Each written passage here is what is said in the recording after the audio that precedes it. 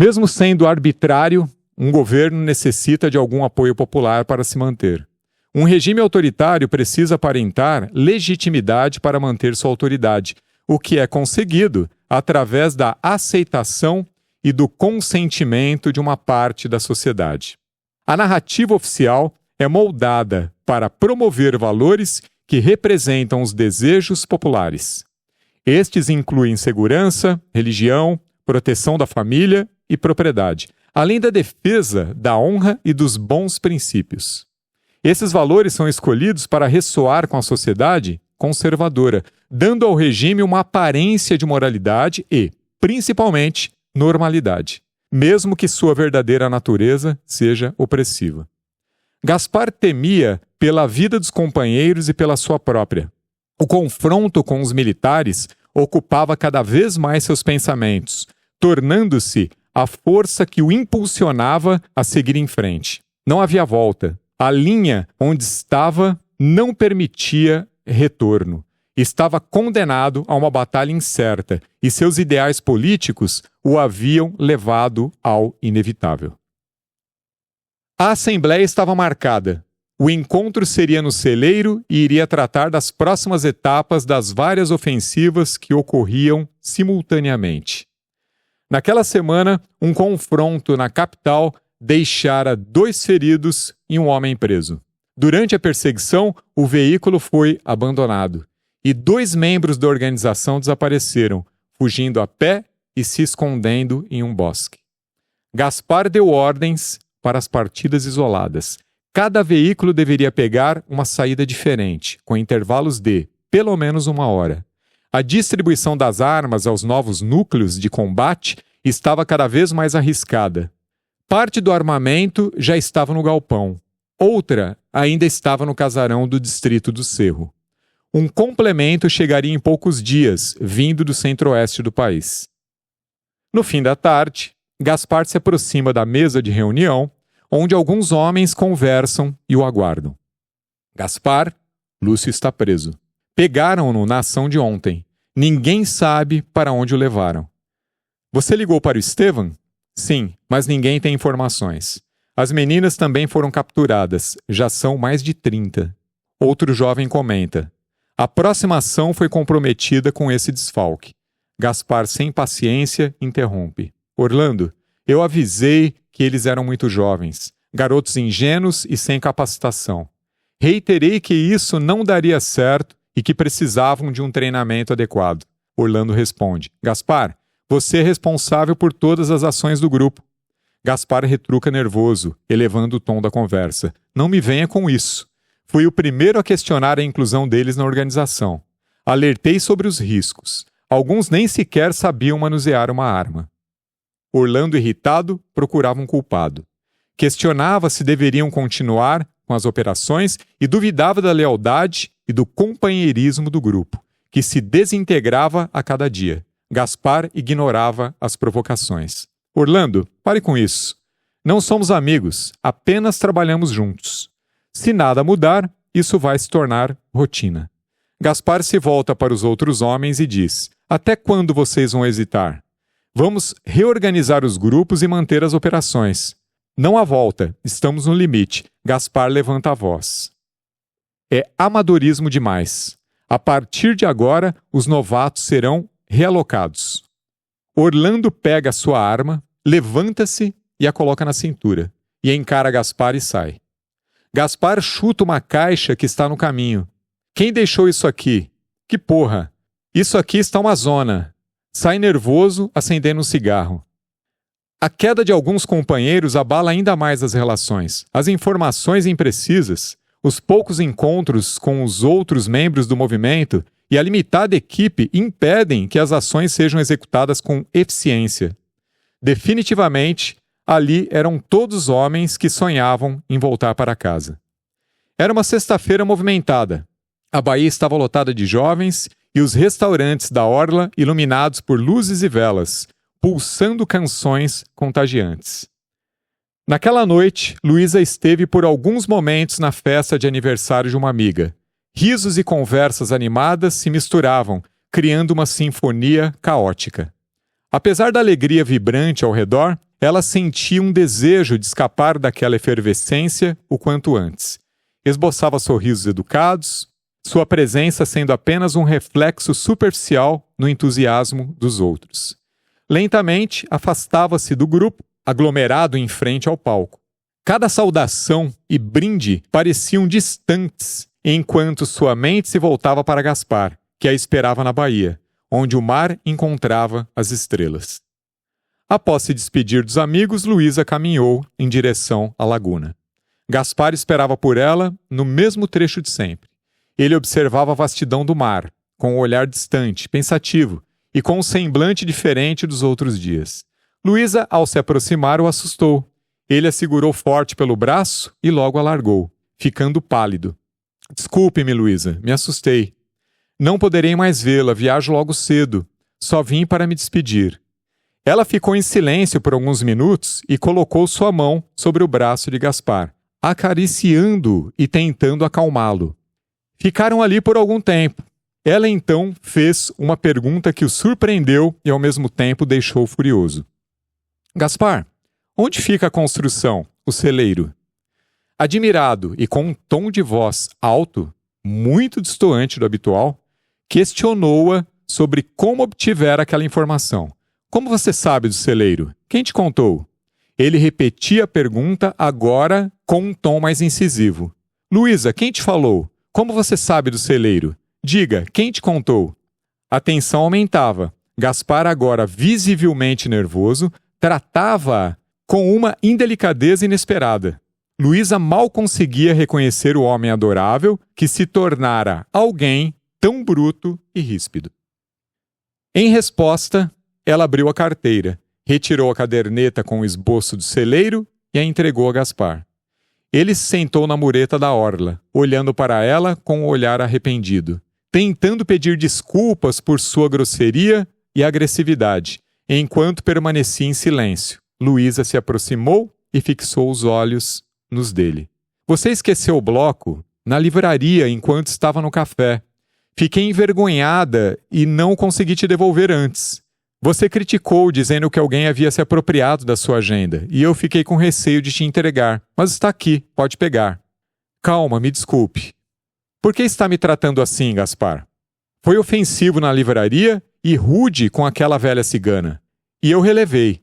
Estava estranho comigo há algum tempo, voltou calado da viagem e mentiu para o Tião. Eu não dei importância a tudo isso, mas agora você me assustou. Não pode me tratar assim. Além do mais, você é cheio de mistérios. O que há de tão importante nesse celeiro? Luísa, ouça por favor. Me desculpe. Guarde a caderneta. Veja, você foi a única coisa boa que aconteceu na minha vida em muito tempo. Gaspar segurou a mão dela, com uma expressão marcada por dor. Luísa, serei honesto. Não estou excursionando com uma orquestra. Sou regente, isso é verdade, mas abandonei o mundo das artes há muito tempo. Também não espero músicos, mas sim 2 companheiros militantes. Tenho uma identidade falsa. Meu nome verdadeiro não é Gaspar. Grande parte do que te contei é mentira. Uma farsa. Um personagem criado para que eu possa cumprir minha missão na clandestinidade. Faço parte da guerrilha, da luta armada. Sou um revolucionário que luta contra esse sistema autoritário. Mas eu não podia arriscar a sua vida. Se eu lhe contasse a verdade, meus atos poderiam afetá-la. Você entende? Luísa se afastou, dando alguns passos para trás. Seu semblante estava assustado e profundamente decepcionado. Gaspar, você mentiu o tempo todo? Não compreendo. O que está acontecendo? Você é um fugitivo, um bandido? Um guerrilheiro ou seja lá o quê? O que você faz? Me diz. Quem é você? Luísa elevou o tom, irritada. Isso só pode ser brincadeira. Quem é você? Gaspar segurou os braços de Luísa com força e foi diminuindo a entonação para que ela se acalmasse.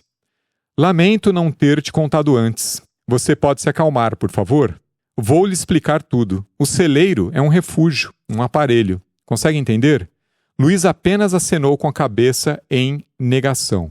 Sou membro de uma organização política secreta e o local serve para sediar as reuniões do grupo, guardar materiais de propaganda, dinheiro, armas e esconder pessoas. Por que, Gaspar? Esconder pessoas, armas? Por que se meteu nisso? Já matou alguém? Ele ficou em silêncio. O silêncio dele era pior que palavras. Luísa se afastou e se encostou no muro, suas pernas fraquejando. Não podia compartilhar informações por vários motivos.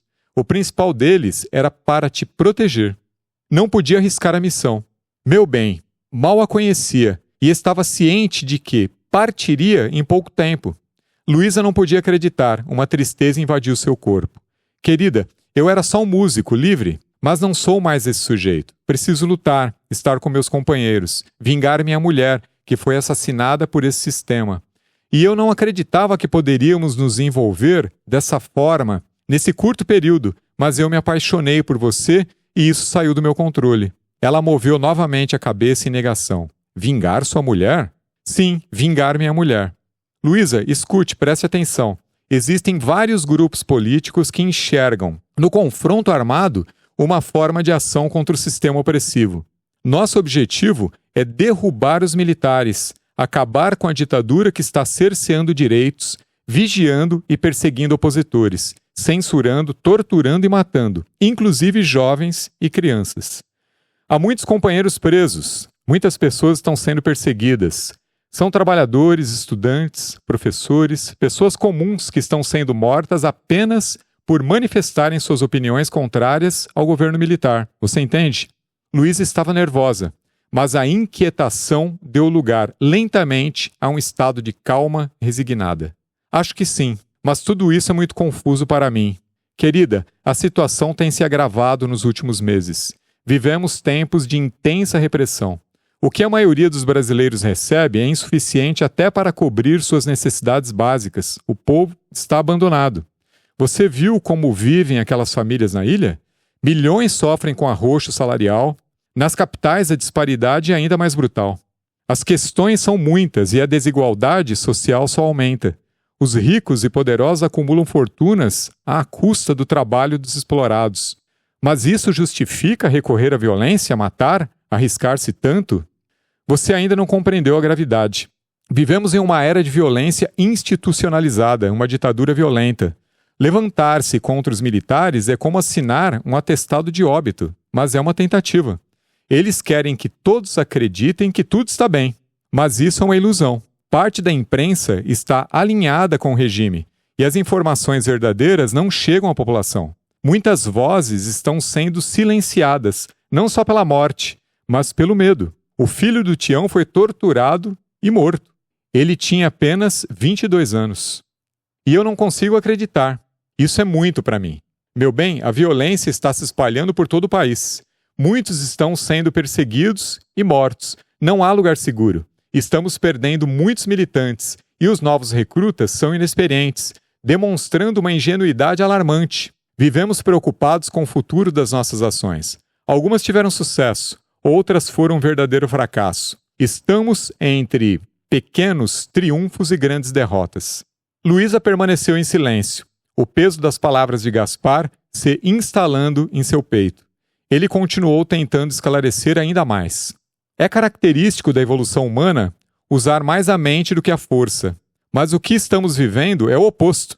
Uma regressão à barbárie. Minha arma é, e sempre será, a indignação. Muitos dos nossos companheiros caíram. Estão em vários locais do país, como o presídio da ilha, o DOPS e o casarão da Rua Santo Antônio, em Porto Alegre. Eles estão sendo torturados e precisamos agir rapidamente. Devemos libertar essas pessoas. A resistência deve persistir. Luísa interveio, sua voz carregada de desespero. Me conte tudo, por favor. Como você se envolveu com isso? Vou explicar. Mas por enquanto não podemos mais nos encontrar. Partirei amanhã. A situação está se tornando muito perigosa. Começaram as batidas policiais na vila. Alguns jovens foram presos na capital e não suportaram a pressão. Foram forçados a falar. Sob tortura, poucos conseguem manter o silêncio. Normalmente permanecemos pouco tempo em cada localidade e mudamos frequentemente de aparelho. Alguns planos falharam e por esse motivo ainda estamos aqui. Mas não estamos mais seguros. Mas você não pode simplesmente desaparecer? Criamos um vínculo muito forte. Apeguei-me a você. Tenho sentimentos profundos, como nunca tive por ninguém, Gaspar. Gaspar a abraçou com uma intensidade carregada de pesar. Luísa, dominada pela angústia, o empurrou. Sua voz tremendo com a dor e a incredulidade. Eu entendo o que você está passando, mas se tudo isso que você está dizendo é verdade, se pessoas inocentes estão sendo torturadas e mortas, então você precisa parar. É necessário que você se proteja, que se afaste desse cenário de violência. A dor e a confusão de Luísa eram visíveis. Ela sabia que teria que enfrentar uma realidade dura e preparar-se para o que estava por vir. Gaspar, você corre risco? Pequena, corro vários riscos. Mas o maior deles é o de enlouquecer se não fizer nada. Minhas noites são aterrorizantes. Fui preso com minha esposa. Minha mulher foi barbaramente assassinada. Foram inúmeras sessões de tortura. O que fizeram com ela foi desumano. Quando foi isso? Foi no ano passado, no começo disso tudo. Querida, descemos como heróis ao inferno. Batemos à porta e agora ouvimos os sussurros da incivilidade. O duelo é sedutor. Convida-nos a entrar. Uma vez que estamos dentro, é quase impossível sair. Perdemos quando decidimos que seria melhor acariciar o cão de 3 cabeças. Esse guardião dos horrores confunde nossa mente. Os milhares de companheiros que lutam por liberdade hoje habitam esse submundo. A história de violência e perseguição havia cravado uma navalha no peito de Gaspar, um punhal que deixara sua alma manchada e encharcada de sangue.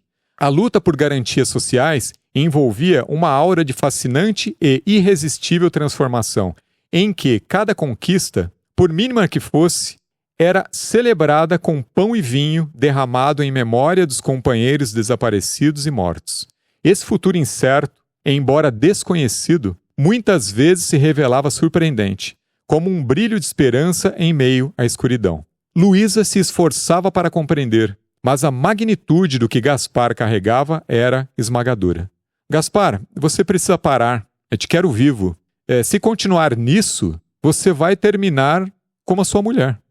Gaspar permaneceu em silêncio, a voz da experiência silenciada pela dor e pelo peso de suas escolhas.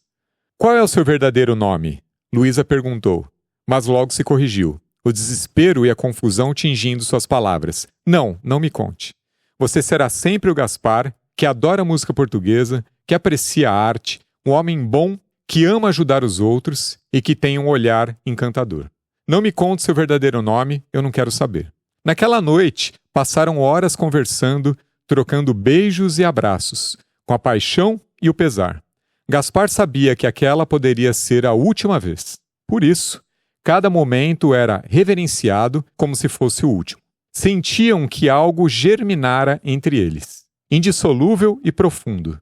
Juntos, observaram a lua, que tornava a noite ainda mais melancólica. O céu estrelado estava assustadoramente belo, refletindo o desespero e a esperança.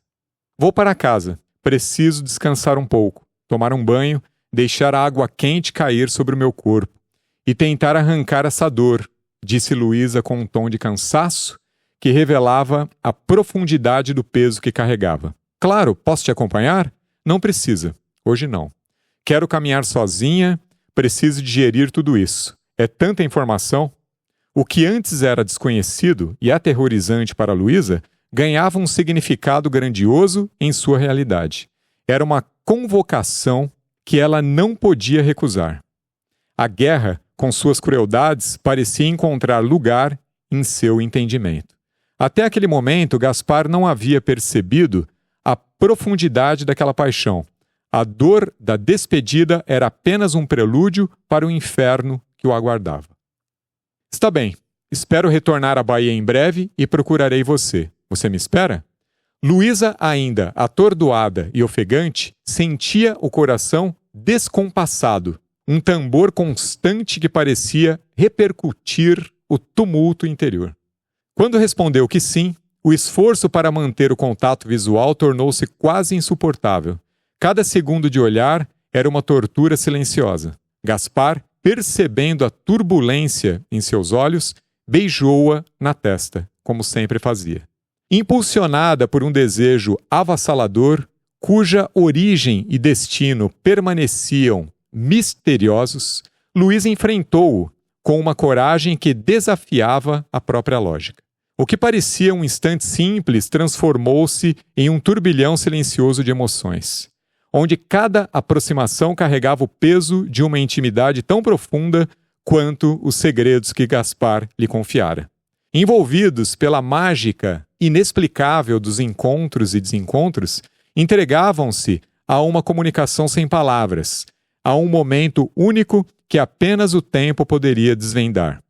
Viviam uma despedida que também era um reconhecimento de algo profundamente significativo para ambos, e naqueles breves segundos tornaram-se um só, e a realidade ao redor, como se quisesse se esconder, se desfazia junto às nuvens baixas. Com uma determinação feroz, Luísa guiou as mãos de Gaspar até sua boca, beijando a cicatriz perto do punho, como se aquele ato selasse a dor e o sofrimento que ele carregava dentro de si. A atração entre eles crescia a uma velocidade que desafiava a realidade. Seus corpos estavam envolvidos por uma energia intensa, uma necessidade crua e primitiva, e um entendimento silencioso e profundo. À medida que tudo se desfazia, suas mãos se afastaram lentamente. Cada movimento era uma tentativa frustrada de desacelerar o tempo. Gaspar observou enquanto ela se distanciava, e cada passo carregava uma tristeza silenciosa. Depois de alguns metros, ela olhou para trás uma última vez, seus olhos buscando a presença de Gaspar. Perdeu-se entre os turistas. E ele a viu desaparecer na massa de desconhecidos, sentindo o peso da perda. Gaspar avança com passos largos pelas ruas de terra batida do pequeno vilarejo. Chega à porta do retiro, envolto na escuridão da noite. Ele abre o cadeado e atravessa o quintal até o celeiro. Ali destampa uma garrafa de cachaça e dá um gole, tentando em vão dissolver o nó que aperta sua garganta. Após um período imerso em pensamentos turvos, resolve tomar um banho para clarear a mente. Enquanto a água corre, a cortina rasgada revela seus braços, peito e parte do ombro, enquanto uma cicatriz profunda nas costas, uma marca de meses de tortura, aparece no reflexo do espelho. Veste-se rapidamente e, com a camisa ainda aberta, senta na beira da cama. Acende um cigarro que, teimoso, insiste em apagar. Irritado, lança o isqueiro longe e se levanta, em direção à sala. Ali, uma mesa lateral abriga uma máquina de escrever, pastas, relatórios, memorandos diversos e o livro Ficções que Luísa lhe emprestara. Gaspar recolhe alguns documentos e se dirige à cozinha. Coloca os papéis em um recipiente de ferro. Estende a mão para pegar uma caixa de fósforos e ateia fogo às provas que podem levá-lo à prisão. Enquanto as chamas consomem o papel, ele acende o cigarro e, contemplando o fascínio da chama, se perde em pensamentos que o conduzem de volta a Luísa. Ele conhece bem o inferno criado pelos homens e sente seu peito se rasgar com o peso das memórias. Incapaz de adormecer no calor opressivo do antigo celeiro, entorna um copo de água da torneira. O local está abafado, com as paredes aquecidas pelo calor do dia e pelas janelas trancadas por segurança. Um barulho interrompe o silêncio. Na dúvida, ele recarrega sua arma e espia pela fresta da janela veneziana. Após alguns minutos, percebe que é apenas o vento que, com rajadas impetuosas, arrasta galhos secos. De volta à cama, folheia a obra literária de Borges, tentando ler um pouco, mas a concentração lhe escapa. Observa os lírios murchos no vaso, presente de Luísa, que perderam o perfume.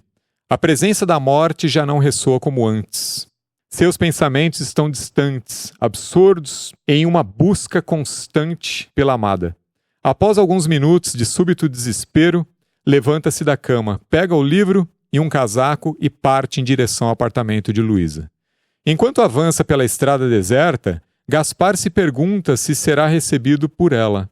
Luísa não havia demonstrado tal disposição. Mesmo assim, ele segue decidido em direção à sua casa. A ausência dela e a possibilidade de nunca mais a ver o afligem.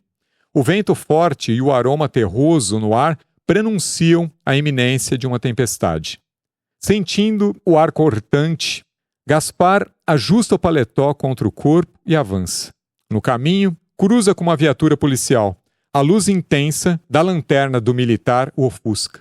Os ocupantes da veraneio o cumprimentam com uma cortesia mecanicamente educada. Gaspar, no entanto, permanece inquieto, assombrado pela lembrança de Isabela, sua esposa, e pelo medo de um destino igualmente sombrio, subjugado pelos mesmos torturadores. O temporal desaba sobre a costa. Uma tempestade de vento com pingos gigantes cai sobre as pedras da rua principal, enquanto as árvores se chocam.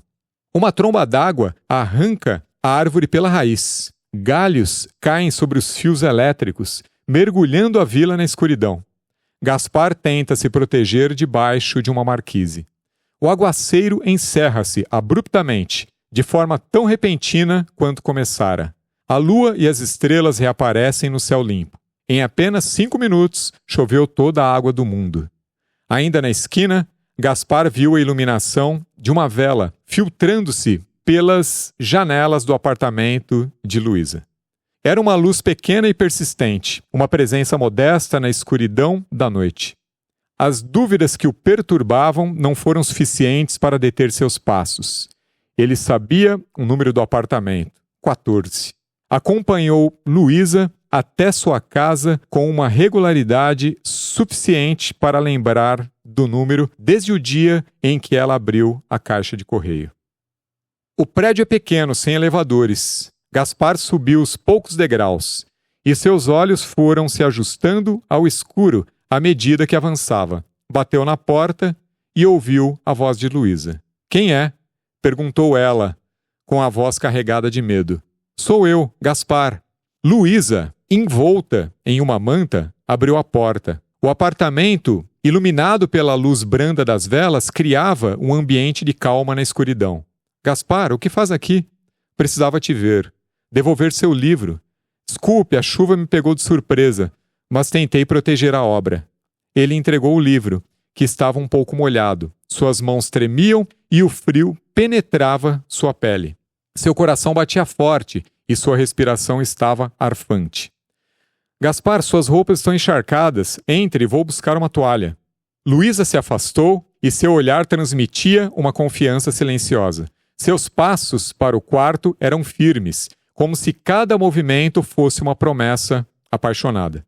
Gaspar, movido por uma urgência que não compreendia, segurou-a pelo braço. A manta caiu do ombro de Luísa, revelando um desejo que ele não podia mais conter. Seus braços a envolveram com intensidade, um abraço apertado, uma conexão desesperada. Luísa sentiu o calor de suas mãos e o fervor se espalhou por todo seu corpo. A respiração de Gaspar estava acelerada, carregada de anseios. Ele a beijou com uma paixão que era ao mesmo tempo delicada e intensa. Seus lábios se encontraram com força, como se buscassem algo além da pele. As mãos de Gaspar exploravam o que restava coberto. Com um gesto cheio de desejo, ele a conduziu para o quarto. Cada movimento era um ato de devoção. E as roupas caídas eram testemunhas silenciosas de um encontro íntimo e quase sagrado. Poucas palavras foram ditas. Helena devorava as páginas do velho diário. Na pandemia que isolava o mundo em uma prisão de incertezas, a narrativa do romance entre Luísa e Gaspar surgia como uma ilha de luz em meio à vasta escuridão. Aquela história de amor oferecia um raro instante de serenidade. Exausta, ela manteve o diário em suas mãos durante toda a noite, como se ele fosse uma âncora em meio ao turbilhão de sua própria existência. O caderno encantava não apenas pela caligrafia delicada, mas pela profundidade das palavras. Algumas páginas estavam manchadas, como se um líquido desconhecido tivesse borrado a pureza do papel, deteriorando o canto esquerdo e tornando a leitura uma travessia desafiadora. Helena lutava para decifrar cada palavra, compenetrada na narrativa e na intensidade emocional da jovem Luísa. O relato revelava Luísa apaixonada por Gaspar e ele por ela. E Helena, consumida pela curiosidade, sentia uma ansiedade crescente para descobrir como aquele amor se desenrolaria diante das tempestades da ditadura civil-militar de 1964. Em meio ao caos e à opressão, ela via na história uma reflexão sobre a natureza indomável do amor e a capacidade de encontrar beleza mesmo nas épocas mais sombrias. Durante 5 dias intermináveis, Gaspar foi submetido a um interrogatório violento sobre as estratégias dos grupos. Sem comida, sem água e com um capuz que lhe cobria a cabeça, ele enfrentou uma série interminável de ameaças. O objetivo dos militares era claro: esgotar suas forças até que se tornasse vazio, um corpo desprovido de qualquer vontade de resistir. Assim é o esgotamento físico, cruelmente metódico e prolongado, que transforma cada músculo e pensamento em âncoras pesadas, aprofundando o desespero. O terror psicológico, uma tortura silenciosa e insidiosa, operava como um jogo cruel e paciente, onde o sofrimento era administrado com precisão para corroer a força e a vontade interior. Gaspar se via mergulhado em um universo de sombras. Ele se lembrava apenas das botinas que via ao olhar para o chão, dos gritos dos companheiros e dos ruídos secos dos cacetetes batendo nas grades das celas. O constante abrir e fechar das portas de ferro servia como um lembrete de que sua vida corria perigo e que a tão almejada liberdade permanecia distante e inatingível. Na companhia de Luísa, Gaspar experimentava uma efêmera libertação das correntes invisíveis que o aprisionavam mentalmente, como se a presença dela fosse a única brecha no muro da opressão que consumia sua consciência e castigava seu corpo. Pequena, me deixe ficar aqui esta noite? Implorou ele. Fique esta noite e todas as outras, respondeu Luísa tocando seu rosto. Não há palavras para definir o que sinto, todas me faltam. Precisava te ver. Gaspar, prometa que vai se cuidar. Diga que não vai morrer, que voltará para mim. Ele sabia dos riscos e não podia prometer nada. O que fizeram com você? Ela o acariciou com uma profunda tristeza. Seus braços, suas costas. Me sinto tão assustada. Não precisa ter medo. As pessoas veem o que querem, não a verdade. Deixe essa batalha injusta. Gaspar desviou o olhar. Por alguns segundos, uma sombra de temor atravessou seus pensamentos. Somos dominados por circunstâncias inesperadas. Reagimos ao mundo exterior, às ações dos outros. Às vezes sinto como se caminhássemos por uma estrada cheia de bifurcações sem sinais, perdidos na penumbra que nos consome aos poucos. Gaspar, você precisa parar. Não posso, não agora. Você não pode lutar contra essas forças. Eles são poderosos e numerosos. É uma luta perdida. Querida, o horror reside nas sombras, como reflexo nas paredes das cavernas que nos apresentam monstros impossíveis de serem vencidos. Assim é este tempo, dividido entre ameaças, vultos projetados em nossas mentes e a tortura, o ato mais desumano que o homem criou. A intimidação, muitas vezes, é mais aflitiva do que o próprio desfecho. Eles percebem a nossa fraqueza. É preciso ser forte. Isso é tão injusto. Lembro da primeira vez que te vi, as palavras sussurradas, o seu cheiro, a beleza dos seus olhos. Seu olhar ficou gravado na minha memória. Gaspar a beijou no rosto, no pescoço, no colo e puxou o lençol. Abraçou-a novamente e um silêncio de plenitude os envolveu. Luísa o observava com o olhar petrificado, envolvida em uma quietude absoluta que parecia pesar no ar. Ele a abraçava com uma força desesperada, como se tentasse reter a fragilidade do tempo. Gaspar, um homem forjado pela guerrilha, determinado e corajoso, revelava sua emotividade. Seu semblante, que normalmente era uma máscara de firmeza, ao lado de Luísa, mostrava uma brandura. Em momentos escassos, tentando evitar a dor, ele se tornava mais leve e até brincalhão, procurando um resquício da ternura que antes o caracterizava. Maestro de grande sensibilidade, às vezes revisitava a sua afetuosidade.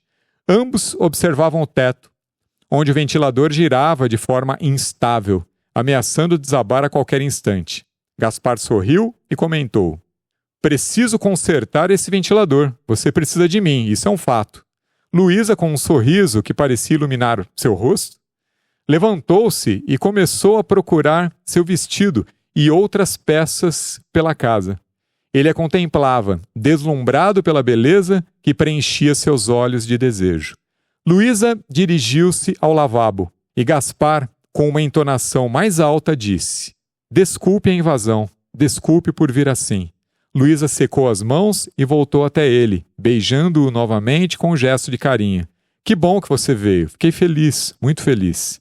Gaspar, ainda deitado na cama, observava Luísa enquanto ela indicava que queria algo para beber. "Estou com a garganta seca. Quando você chegou, eu estava preparando um chá. Você quer?" Gaspar levantou-se, vestiu a calça quase seca e saiu do quarto. Passeou pela sala, examinou a estante de livros, acariciou o gato na poltrona e seguiu para a copa onde Luísa estava. "Sua casa é colorida e aconchegante. É bom estar aqui. Muitas peças são presentes de amigos. Outras são quinquilharias dos meus pais. Não tenho coragem de me desfazer delas. Sou muito apegada. As caixas com os pertences deles estão espalhadas há meses. Preciso me livrar delas. Eu, neste momento, só tenho uma mala com roupas. Também sou apegado a ela," diz Gaspar sorrindo. Eles acham graça. Luísa sorri e se aproxima, resvalando-se em seu corpo. Ele sussurra em seu ouvido, afasta os cabelos e beija seu pescoço. "Amo tuas mãos. Elas me fazem esquecer este mundo de dor. Adoro como você passeia sobre meu corpo e me ganha por inteiro." Luísa observa Gaspar e tenta registrar na memória cada palavra, cada segundo daquela noite. Uma chaleira começa a apitar no fogão. Ela se vira para desligar, prepara um chá e pega 2 canecas no armário. "Você quer? É mate." "Obrigado, não sou muito fã de chá. Tem algo mais forte?" "Tem vinho." Luísa pega o branco e o tinto. "Qual você prefere?" "O tinto." "Quer ajuda para abrir?" "Quero." Luísa abre uma gaveta e entrega o abridor para Gaspar, enquanto apanha 2 cálices e os coloca sobre a mesa. "Você está com fome? Posso preparar algo." "Adoraria, estou faminto." Luísa, com a suavidade de uma guardiã, tratava as ervas aromáticas com a sabedoria herdada de sua avó.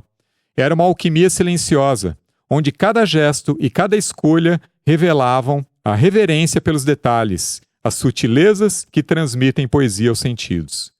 Gaspar, com um olhar atento e contemplativo, absorvia cada movimento de sua amada. "Vou preparar uma iguaria da costa mediterrânea," anunciou Luísa, com a voz carregada de memórias.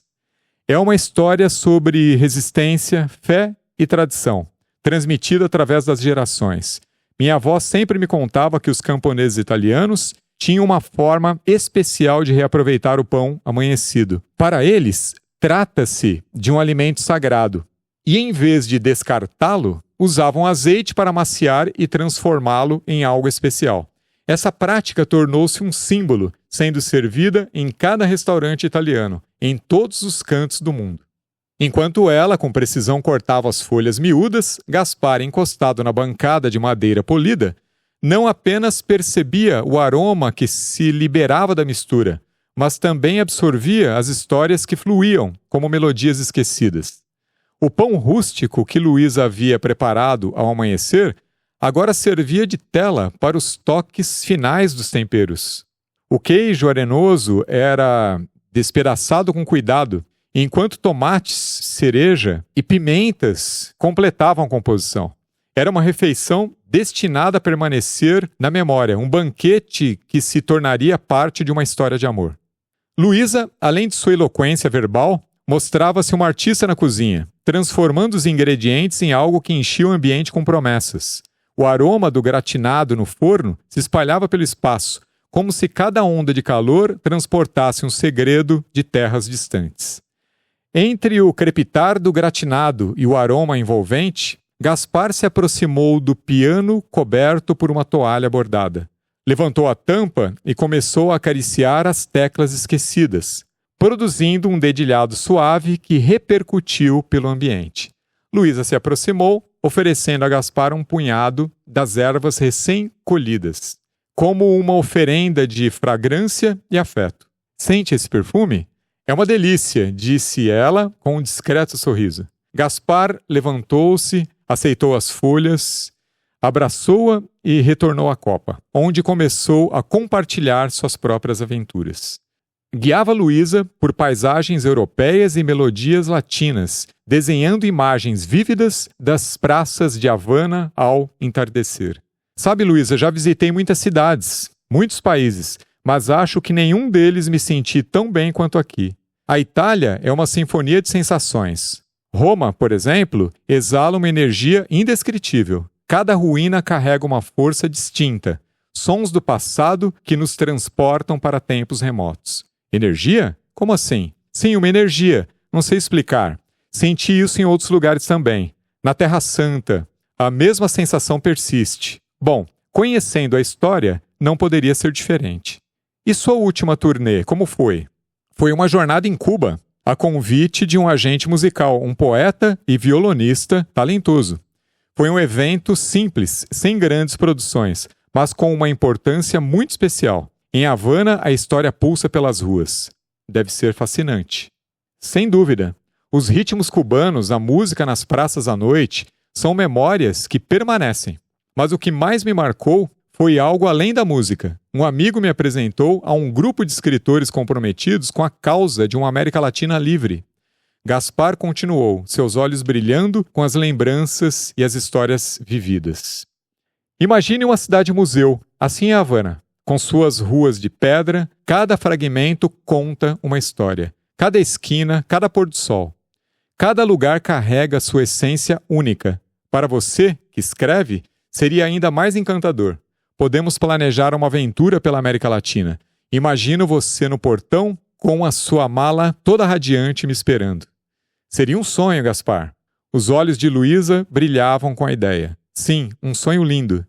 Entre o aroma do pão dourado e as lembranças que preenchiam o espaço, Luísa e Gaspar teceram histórias, onde cada palavra trazia uma promessa de recomeços. Naquela madrugada, ao menos, todas as dores se dissiparam, envolvidas nas suaves imagens esculpidas pelas conversas e pelo calor acolhedor do ambiente.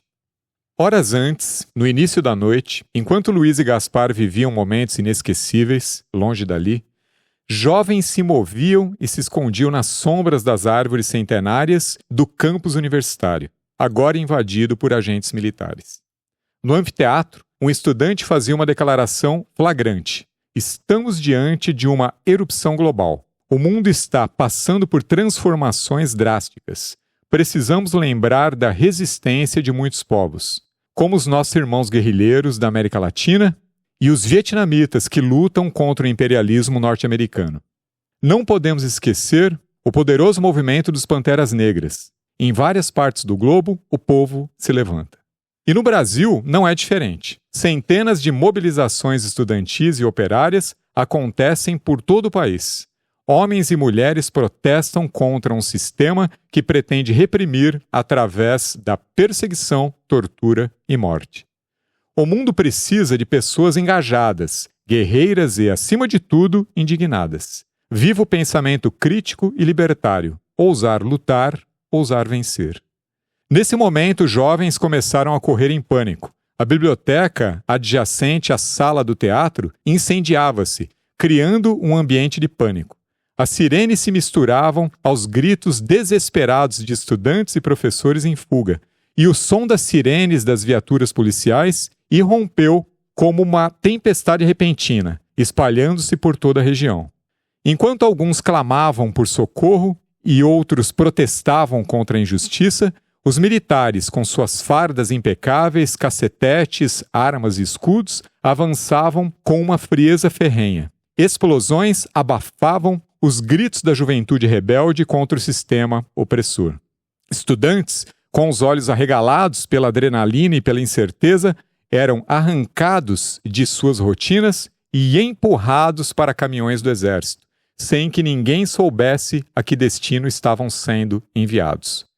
As convicções foram abaladas e o clamor dos protestos transformou-se em um murmúrio distante, sufocado pelo ruído das algemas. Nos rostos dos jovens, uma mistura de indignação e resignação desenhava um presente cruel e arbitrário, que agora silenciava os discursos apaixonados. Assim, aquela noite, que começara com promessas de mudança e esperança, foi tragada pela realidade fria e prepotente, que estampou suas marcas sobre os corações ainda palpitantes da juventude universitária. A chama da vela tremia, lançando um último brilho incerto pela cozinha antes de se apagar. Luísa chamou Gaspar para a sala, onde havia mais luz.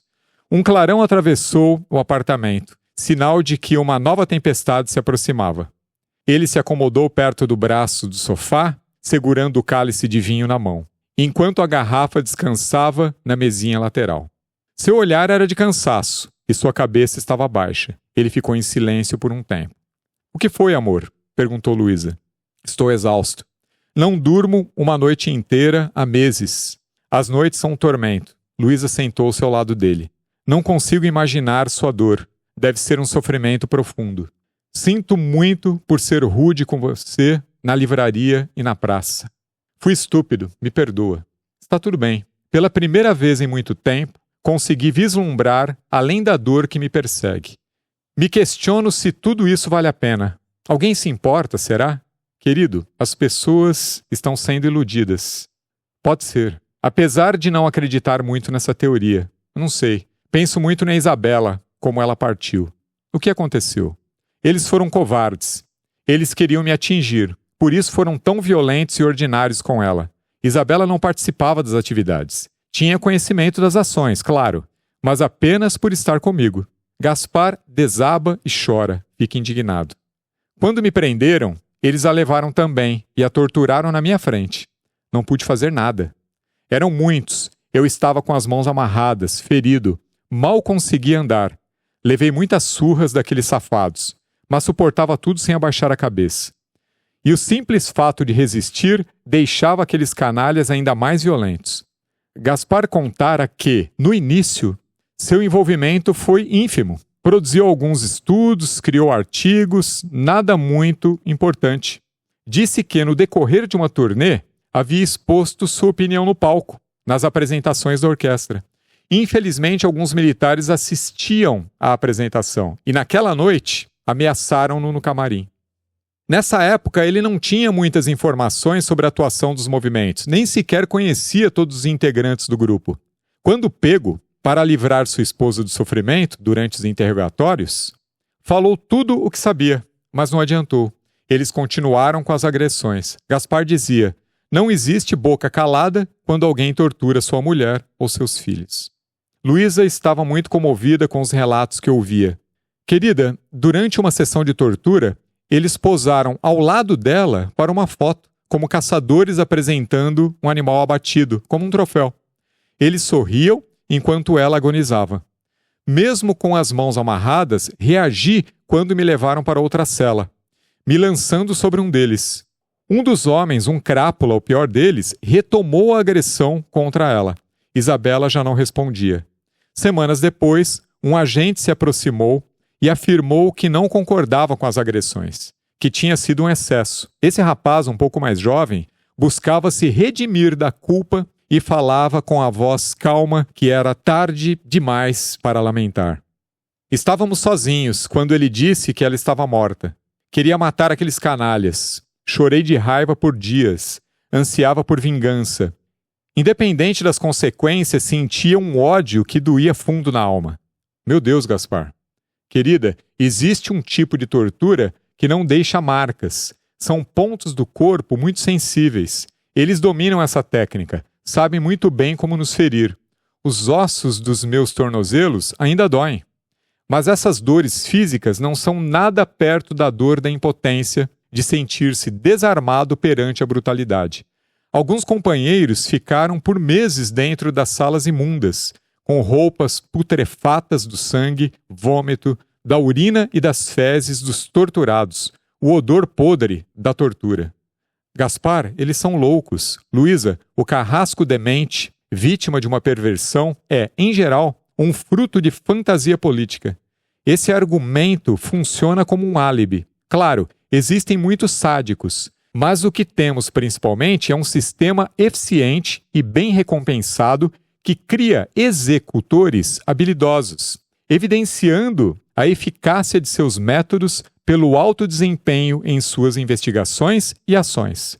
Isso produz a burocracia da violência. Ela é muito bem remunerada dentro das instituições militares. A regra é clara. Quanto mais brutalidade eles exibem, mais esses indivíduos sem escrúpulos se elevam nas escadas da hierarquia. Como você sabe tudo isso, Gaspar? Durante um tempo me infiltrei. Alguns militares se voltaram contra a própria corporação e foram perseguidos, torturados e mortos. Eles não compartilhavam necessariamente das nossas ideologias, mas se opunham às práticas de tortura. Esses homens, os traidores, foram submetidos a outros tipos de violência. São odiados e, quando pegos, pagam um preço alto. Conheci alguns desses homens, me aproximei deles. Tive acesso a informações que outras pessoas não tiveram. Ouvi de tudo, relatos sobre a corrupção que acontece nos bastidores. São bonificações, títulos, medalhas e muito, muito dinheiro. Você sabe quem financia tudo isso? Há muitos financiadores e profissionais liberais prontos a patrocinar ações. Entre eles, médicos legistas e clínicas dispostos a receber nossos companheiros fisicamente destruídos, fraudando autos de exames de corpo de delito e autópsias. Muita gente envolvida. Essa batalha não é só contra os militares, mas também contra um amplo sistema apoiado por vários brasileiros. Meu amor, isso é inconcebível. É muita crueldade. Como pude permanecer tanto tempo alheia a essa realidade? Passei algum tempo restrito a uma cela, deitado em um colchão rasgado, repleto de insetos. Quando me largaram lá, havia uma poça. Como estava escuro, achei que fosse água. Estava descalço. Depois aprendi a reconhecer e me acostumar com o cheiro metálico e podre do sangue dos companheiros. Ele contara que, dias depois, outro indivíduo fora despejado como lixo na cela. O sujeito delirava e falava palavras confusas. Depois de alguns dias gemendo, sem comer ou beber, ele despertou, se contorcia no chão, queimava de febre, tremia muito.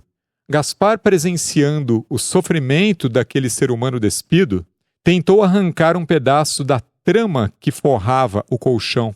A ideia era jogar o tecido sobre ele. Enquanto ele tentava rasgar o revestimento, um dos soldados viu, julgou que se tratava de uma tentativa de suicídio e acabou levando Gaspar novamente para a sala de tortura. Ele explicava que queria cobrir o pobre cidadão. Eles riram, debocharam muito e, depois, enfiaram um pedaço do pano em sua boca, até ele quase sufocar.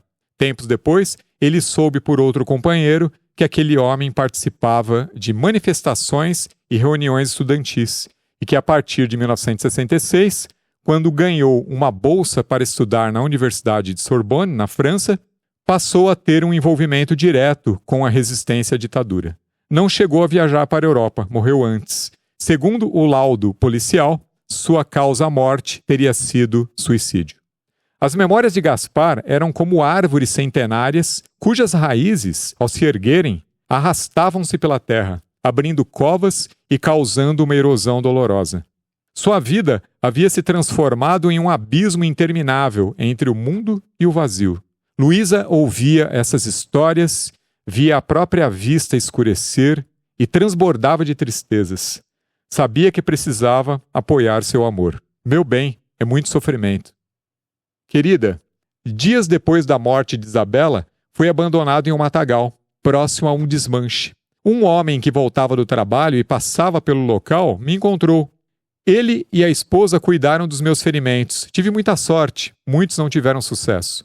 Sei que você jamais desistirá, e isso me mata. Minha doce Luísa, quando te vi na livraria, fiquei tão fascinado, tão deslumbrado. No entanto, como você se mostrou firme, decidi me distanciar. Temo que aconteça com você o mesmo que aconteceu a Isabela. Mas já não consigo ficar longe de você. Não, não diga isso. Gaspar, você é uma feliz surpresa e nada vai acontecer comigo. Pequena, desde que me entendo por gente, os governos sempre nos mataram por decreto, fome e descaso. Mas agora outras armas foram introduzidas. A brutalidade exige da gente respostas rápidas, mas a luta é desigual. sistêmica, afeta toda a sociedade. Sempre foi assim e sempre será. Luísa, que em seguida fica em silêncio, estica as mãos e as coloca sobre o braço de Gaspar. Querida, tenho pesadelos recorrentes com Isabela gritando, pedindo ajuda. É sufocante. Não consigo me livrar dos horrores que visitam minha mente todas as noites. Essas cenas perturbadoras me acompanham. Tenho dúvidas se um dia me livrarei delas. Gaspar, você está há muitas noites sem dormir direito. Está cansado. Precisa descansar. Quando Isabela se foi, pensei que tivesse perdido a capacidade de sentir, de me emocionar. Acreditava que jamais poderia rir, muito menos desejar estar com uma mulher. Pensei que em tempo algum encontraria outra pessoa. Imaginei que nunca mais me apaixonaria, mas encontrei você. Nunca mais é muito tempo, como pude comprovar nos últimos dias. Adorei ter te encontrado, adoro você. Mas você precisa parar, não tem medo? Sinceramente, não tenho medo de nada, nem mesmo da morte. O que me assusta é o processo, o caminho, o percurso lento e doloroso que corrói sem pressa. E eles o executam com uma perspicácia impressionante. Queria poder livrar você desses terríveis pensamentos. Com o tempo, você se torna sombrio. É como se a vida fosse extraída de você. Nunca falei disso com ninguém. Obrigado por me ouvir. Ele faz uma pausa e continua. Existem coisas que nenhum homem deveria ver ou viver. No universo, há tanta beleza e tanta dor. Elas estão presentes na existência de todos. No entanto, é no amor que conhecemos essas duas experiências de forma mais intensa. Viver é muito perigoso. Gaspar observava Luísa com um olhar triste, como se soubesse, no fundo, que não teriam uma chance. Ela permanecia em silêncio, com os olhos cheios de lágrimas. Desviava o rosto, não querendo que Gaspar percebesse sua emoção. Delicadamente, ele pega seu queixo e o vira, olhando em seus olhos. Ele a beija, amam-se por horas, aproveitam aquele momento único. Adentram a madrugada, adormecem juntos e, antes que Luísa acorde, Gaspar se vai, deixando para ela um poema e uma flor. Sua fala tímida esconde um amor desinibido. Seu toque sereno esconde sua tempestuosa força. Seu olhar afável esconde uma feroz sedução. Seus cabelos cor de brasa incendeiam minha alma. Amo você, pequena. Luísa despertou assustada, saltando da cama. Imediatamente percebeu que se tratava de um pesadelo. Estava coberta de suor e uma febre abrasadora invadia seu corpo. Procurou Gaspar e encontrou apenas o cartão e a rosa que ele deixara. Helena se perde na vastidão de seu pequeno tesouro, agora invadida por uma curiosidade a respeito dos objetos extraídos do antigo baú. Todos na casa dormem, um silêncio que contrasta com o tumulto interno que aqueles artefatos despertam nela. Cada item parece parte de um mundo remoto, que Helena estuda como se fossem novas descobertas. Memórias íntimas e profundas ressurgem. Ao revirar o interior, ela encontra cartas de amor escondidas em um envelope. O papel manchado e pontilhado por sinais de envelhecimento, desafiando uma leitura quase desbotada. Cada carta se assemelha a um murmúrio do passado, uma voz que se comunica com seu coração, reverberando uma época esquecida. Entre as páginas de um livro de Jacques Prévert, uma flor seca se revela, marcando o poema, como um guia para a obra mais sutil do autor, como pintar o retrato de um pássaro. A pétala murcha faz Helena recordar a rosa que Gaspar deu a Luísa, um símbolo do fim. Uma metáfora que reforça a necessidade de viver cada instante intensamente.